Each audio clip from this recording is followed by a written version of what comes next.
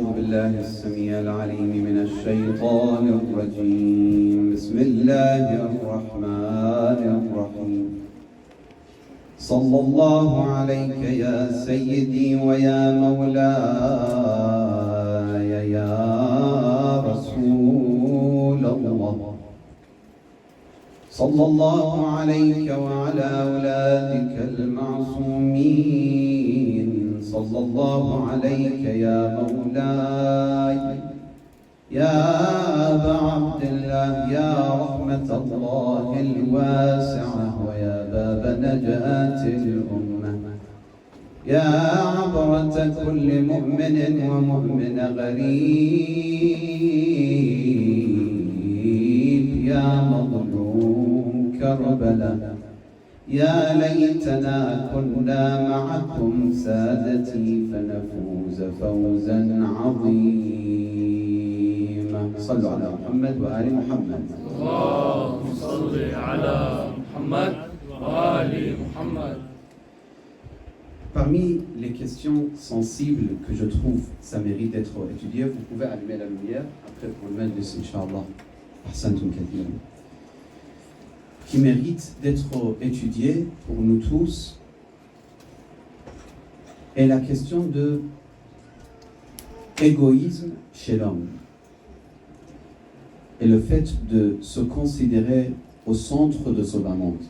Je me rappelle quand j'étais très jeune, là aujourd'hui j'ai dépassé les 40 ans, mais quand j'étais très jeune, c'est-à-dire 18 ans, 20 ans, etc., je me suis posé la question, je dis c'est bizarre.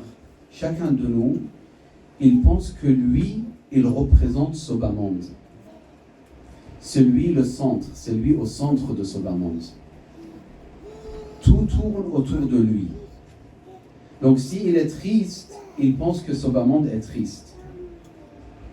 S'il est malheureux, il dit ce bas monde est mauvais.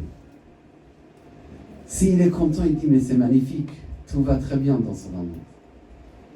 S'il est rassasié, il dit bah c'est génial. S'il est affamé, il est triste, il croit que tout est négatif, etc.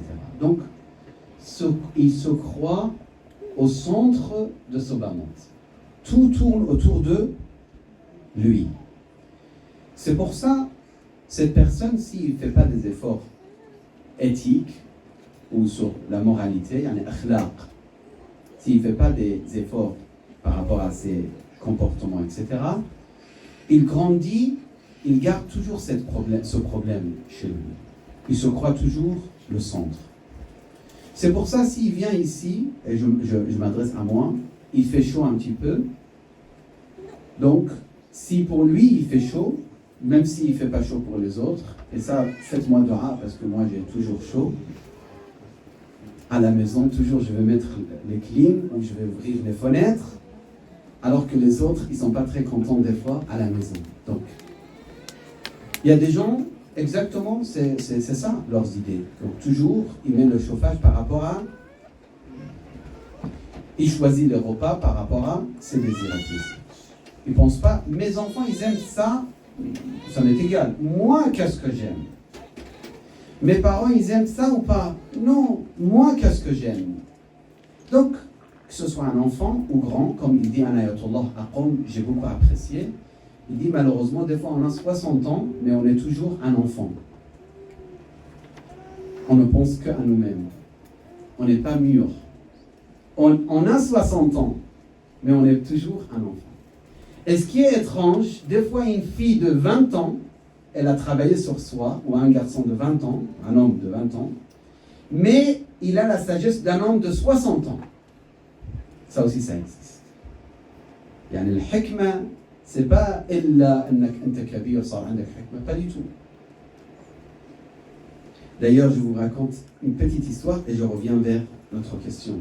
À l'époque de Nabi Allah Sulaiman, le prophète Salomon, il y avait un oiseau qui voulait boire de l'eau. Et il est venu à côté de rivière, il y avait un peu d'eau comme ça, dans un coin. Il est descendu pour boire, et donc il a vu des enfants qui jouent.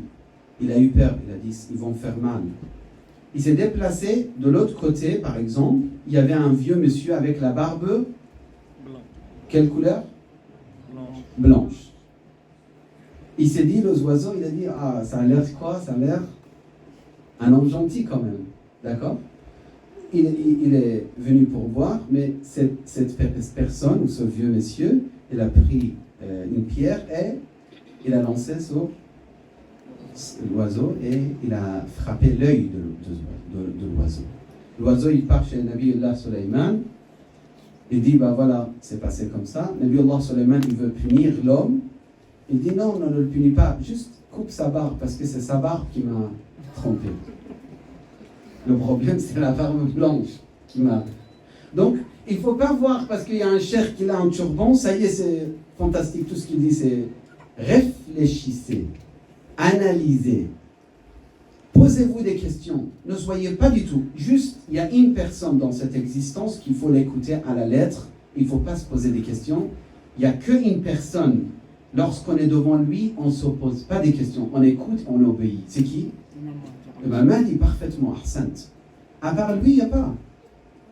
Même un marja aujourd'hui, s'il dit des choses complètement contre le Coran, il n'est plus marja. Il est sorti de marja'iyya, tout simplement.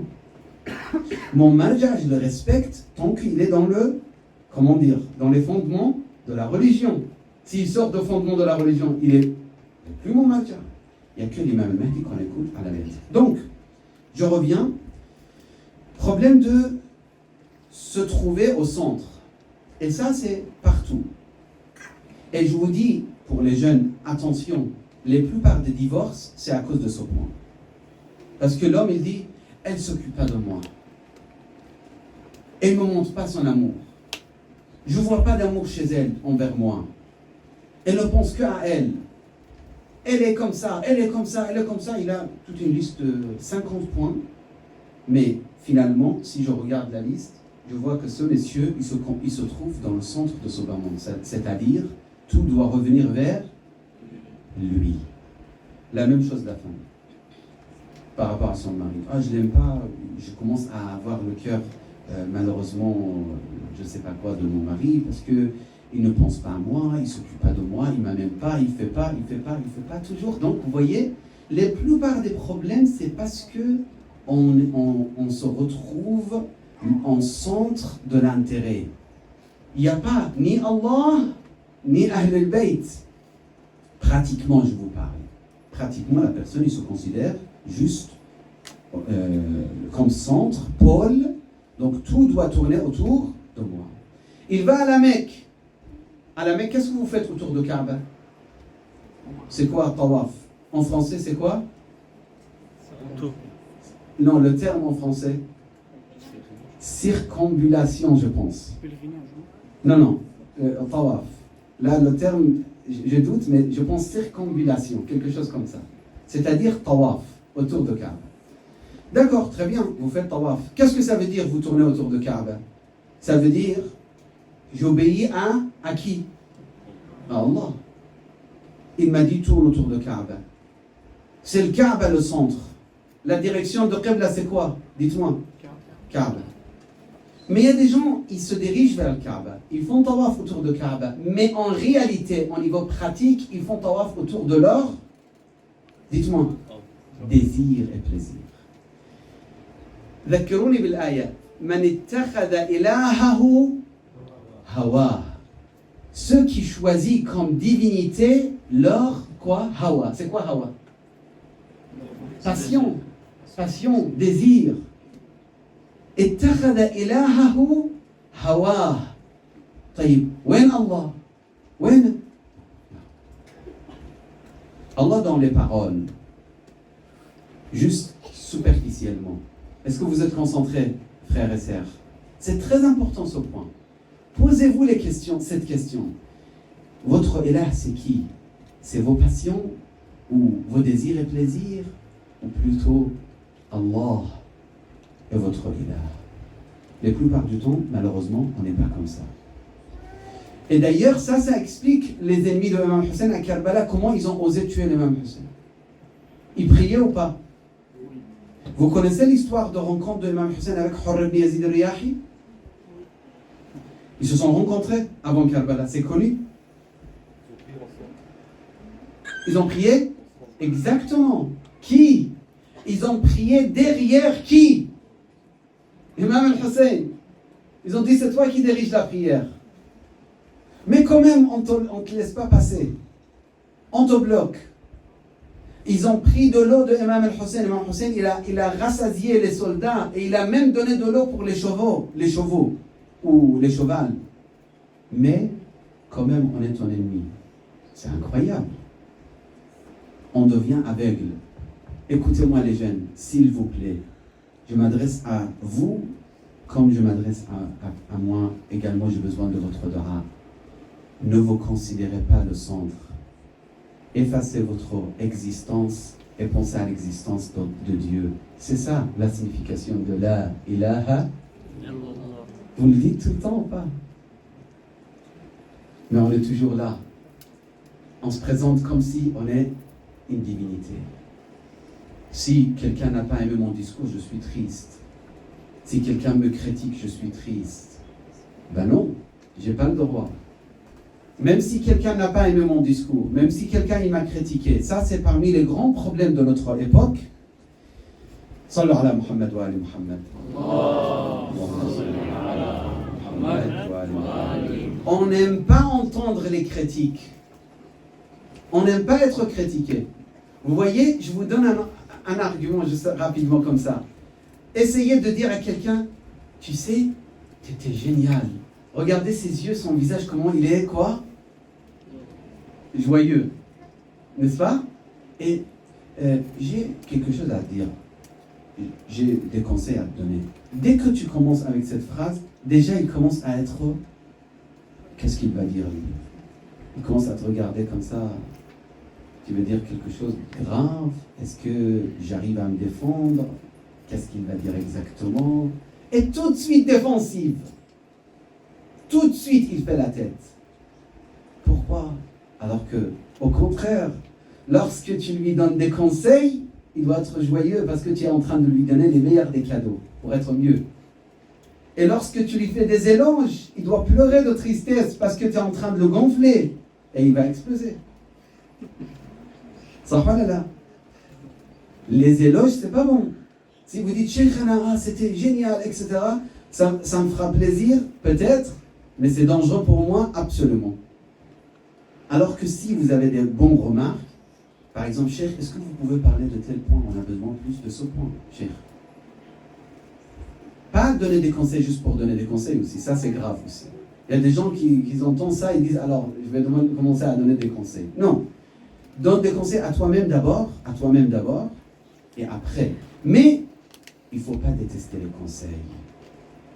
Pourquoi on déteste les conseils? Parce qu'on se considère parfait. Pourquoi on n'aime pas être critiqué? Parce qu'on a des images magnifiques de nous-mêmes. On s'adore. Est-ce que vous comprenez ce que je veux dire? On s'adore. On n'adore pas Allah. La plupart des gens comme ça.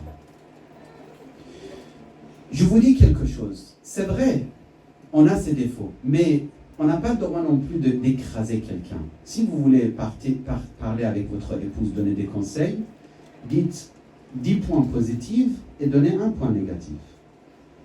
Ça ne sert à rien, tu prends la liste et tu dis aujourd'hui je vais déclarer tous tes défauts. Et tu commences à lancer. Ça ne sert absolument à rien. Même des fois, malheureusement, on le fait, c'est pas bon. Il faut parler de 3 points positifs, par exemple, et faire passer un point négatif que vous pensez il faut qu'il soit éclairci pour la personne. Oui, il y a des gens qui ont choisi leur hawa, leur passion comme divinité, et non pas Allah subhanahu wa ta'ala. Aujourd'hui, en détail, Masjid Ahl-Bayt, je vais développer ce point d'un hadith qui explique ce verset que je vais réciter pour vous. Même si vous ne pouvez pas vous déplacer, ils sont en train de le mettre sur la chaîne de Masjid Ahl-Bayt. Je vous propose de l'écouter parce que je sais que je n'aurai pas l'occasion de tout développer ici. Donc j'ai fait moitié ici, il y a une autre partie que je vais développer là-bas. Mais si vous me permettez encore, je pense que j'ai encore 7 minutes à développer une partie de ce verset. Après, on fait un petit majlis et on arrête notre échange. Allah subhanahu wa ta'ala dans le Coran, il dit بسم الله الرحمن الرحيم ثم أورثنا الكتاب الذين اصطفينا من عبادنا فمنهم ظالم لنفسه ومنهم مقتصد ومنهم سابق بالخيرات. Nous avons trois types de gens. Les types, premier type, c'est les gens totalement ailleurs. Quand tu parles de manger, quand tu parles des voyages, des vacances, ils sont pleins de joie. Quand tu parles de Allah, de Ahlul Bayt, il n'a pas envie d'entendre. Quand tu lui donnes des conseils, il ne veut pas entendre. Il est content de lui-même, il ne veut pas changer. Qu'est-ce que ça veut dire? Il est injuste envers lui-même. Parce qu'il ne veut pas écouter, il ne veut pas se perfectionner. Et il ne tourne qu'autour de lui-même. Même il vient dans le majlis pour voir le cheikh, qu'est-ce qu'il dit? Dans son cœur, il dit, ah oui, c'est pas grand-chose, ça m'a pas vraiment intéressé. Et même, il est prêt à dire plus que ça. Il écoute son père, il a l'orgueil. Il dit, mon père, il ne connaît pas le français comme moi, il ne parle pas l'anglais comme moi, il ne connaît pas la faculté, il ne connaît pas la langue, il ne connaît pas la culture, il ne connaît pas l'informatique. Soi-disant, c'est parce qu'il ne sait pas tout ça, son père, il est inférieur dans ses yeux. Ça, c'est vraiment les nafsi. Et je vous le dis, si vous n'écoutez pas vos parents parce que vous croyez qu'ils sont inférieurs à vous, c'est parmi les grandes maladies que ça ne sert à rien de partir à l'hôpital parce qu'ils n'ont pas de remède pour vous. Pour vous. C'est l'orgueil. L'orgueil, avec les remèdes ou les dawa, les médicaments, ça ne marche pas. Il faut faire grand effort pour se débarrasser de son maladie. Shaitan, il a été chassé de paradis à cause de quel point? Orgueil.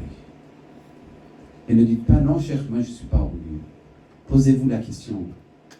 Si vous n'aimez pas être conseillé, si vous vous croyez mieux que les autres, si vous êtes là dans cette jalasa et que vous croyez que je suis en train d'observer et je comprends tout ce qui se passe, et en réalité, je n'ai pas besoin de conseils, et en tout cas, je comprends ce que je choisis, et je n'ai pas besoin de quoi que ce soit, etc., etc. C'est-à-dire, vous êtes absolument dans ce problème d'orgueil. Et Shabab, Isma'ouni Jayidan, débarrassez-vous de l'orgueil avant que ce soit trop tard. Le pire des choses qui peuvent vous attaquer, c'est l'orgueil. Attention, de l'autre côté, naïveté. Et ça, c'est très dangereux. J'ai vu à Montréal, et pour être sincère avec vous, beaucoup de jeunes qui ont une pureté, subhanallah, remarquable. Est-ce que c'est clair ma phrase? Tahara mulfita lin-nazar. C'est ça, on dit comme ça en français. Une pureté remarquable. Lorsque je parle avec eux, j'ai vu beaucoup de jeunes ici, que ce soit avec Keshaf ou ailleurs. Tahara, subhanallah. Tu vois dans leurs yeux. Dès que tu dis Ya Sahib al-Zaman, il met sa main. Dès que tu parles de Ahlul Bayt, il a l'amour, il a le respect. Dès que tu vois un cheikh qui explique quelque chose de clair, ils ont beaucoup de shawq, passion. C'est parfait, mais c'est dangereux aussi. Je répète, c'est dangereux parce que il faut la connaissance. Frères et sœurs, sans connaissance, la pureté est dangereuse. On a des purs qui ont choisi des mauvais chemins des fois. Ils ont changé l'école, ils se sont fait mal, ils ont fait des bêtises, ils sont éloignés de Dieu finalement. Je les connais personnellement. Donc, ni orgueil, ni naïveté. Est-ce que vous voyez? Ni être orgueilleux, de dire « j'ai pas besoin de qui que ce soit, ou de n'importe quel conseil, et de toute façon, moi, je suis je ne sais pas quoi », ni naïveté de écouter et suivre à la lettre.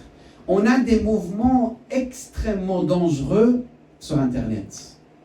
De Basra, de je ne sais pas telle ville, par exemple celui qui prétend l'imam al-Mahdi, il a rencontré l'imam al-Mahdi, il boit du thé, lui avec l'imam al-Mahdi, l'autre qui prétend je ne sais pas quoi. On a des menteurs autant que vous voulez. Et si vous partez sur Internet sans connaissance, avec cette naïveté, vous êtes en danger. Vous êtes en danger. Donc, al-mizaniya entre les deux. Que ce soit un orgueilleux, c'est un zalim li nafsih. Que ce soit un naïf ou basit, d'accord, qui n'a pas de connaissance, il faut être entre les deux. Il faut essayer de ne pas avoir l'orgueil, ni avoir cette naïveté. Posez-vous la question, lisez plus, essayez de comprendre comment ça se passe les choses, préparez-vous pour l'avenir de l'imam al-Mahdi. On est proche, c'est vrai, on est proche, on a des arguments. Mais n'importe qui vient dire, je vous donne une anecdote rapidement, sans donner des détails. Personnellement, j'ai rencontré une personne parmi les naïfs. Il m'a dit, j'ai rencontré telle personne. Il m'a dit, l'imam al-Mahdi, il est là. Mets ta main ici, mets ta main. Et moi, j'ai mis ma main comme ça. Et il pleurait, il m'a raconté l'histoire. Je dis, ya Allah, comment je vais faire avec celui-là? Comment je vais faire avec celui-là? Il a les larmes, il a l'amour. Et avec, malheureusement, cette personne, ces genres de personnes, ils ont été égarés dans beaucoup de périodes de l'histoire. Non, naïveté, c'est très dangereux. La pureté, c'est magnifique, mais ça ne doit pas être naïveté. L'orgueil, c'est très dangereux. Mais l'intelligence, c'est pas ruse, mais il y a un autre terme.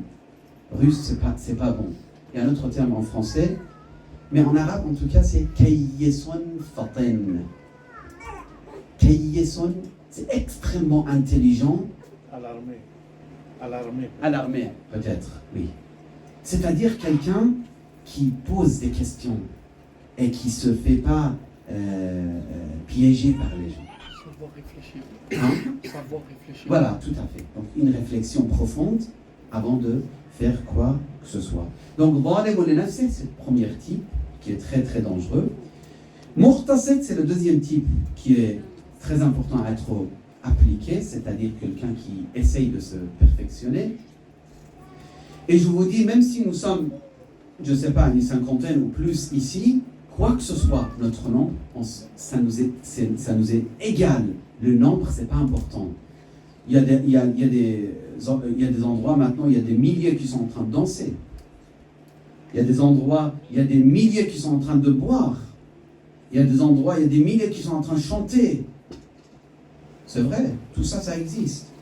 Mais, vous, ce que vous avez choisi avec l'intelligence, avec le hikmah, c'est ce qu'on doit choisir, c'est-à-dire la spiritualité. Comment? Avec la connaissance. Ça ne suffit pas 10 jours de Muharram, vous écoutez les discours de Cheikh Fulan, Sayyid Fulan, et après vous partez. Frères et sœurs, essayez d'avoir un programme pour que vous ne soyez pas là, samahallah, ni dans l'aspect orgueil et ni dans la naïveté. D'ailleurs, je vous dis une chose. L'arbre, lorsqu'il y a beaucoup de fruits, et ici j'ai été pour visiter un lieu où il y avait beaucoup d'arbres de pommiers, vous dites en français? Pommiers? Voilà. Énormément de pommiers ici. Il y a 4 ans, j'étais invité par quelqu'un. À l'époque, Muharram, c'était dans la saison de pommes en fait. Et c'était magnifique l'endroit. Les arbres où il y a beaucoup de pommes, comment ils sont? Ils sont un peu quoi? Baissés ou pas? Lorsqu'il y a beaucoup de pommes, ça baisse ou pas? Les branches baissent ou pas? Lorsqu'il n'y a pas de pommes, les branches, ils sont vers les cieux. Lorsque tu as des connaissances, tu ne peux pas être orgueilleux. Lorsque tu as des connaissances, tu es plus modeste. Si tu es comme ça, ça veut dire que tu n'as pas de connaissances. Tu vois, il y a des gens qui s'assoient comme ça. Et tfaddal, comme ça. Ça, c'est déjà quelqu'un vide. Ça se voit. Il n'y a pas de connaissance. Dès que vous voyez quelqu'un très gonflé, malheureusement, si vous êtes très gonflé, ça veut dire que ça ne va pas le cœur.